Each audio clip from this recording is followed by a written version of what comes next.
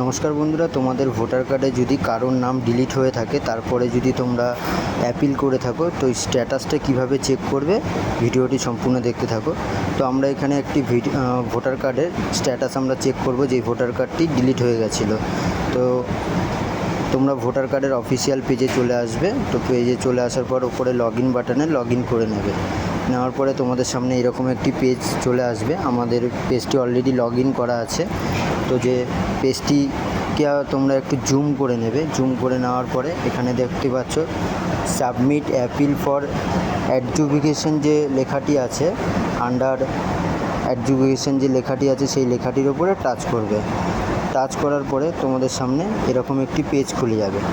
তো পেজটিকে একটু জুম করে নেওয়ার পরে তোমাদের যে ভোটার কার্ডের যেই ভোটার কার্ডটি ডিলিট হয়ে গেছে, সেই ভোটার কার্ডের তোমরা এখানে ওপরের দিকে সার্চ বাটনের পাশে যে ভোটার কার্ডের নাম্বার, সেই ভোটার কার্ডের নাম্বারটি তোমরা এখানে দিয়ে পাশে যে সার্চ বাটনটি আছে, সেই সার্চ বাটনে টাচ করবে। সার্চ বাটনে টাচ করার পরে তোমাদের নিচের দিকেই তোমরা দেখতে পারবে যে তোমাদের অ্যাপিল আইডি নাম্বারটি, ভোটার কার্ডের নাম্বারটি, পাশে স্ট্যাটাসটিও দেখতে পারবে। তো আমাদের এই ভোটার কার্ডটি চেক করে দেখা যাচ্ছে এই ভোটার কার্ডটি এখনও সাবমিটেড সাকসেসফুলি হয়নি, পেন্ডিং দেখাচ্ছে। পাশে যে আইকন বাটনটি দেখা যাচ্ছে ভিউ বলে, সেই লেখাটিতে টাচ করবে।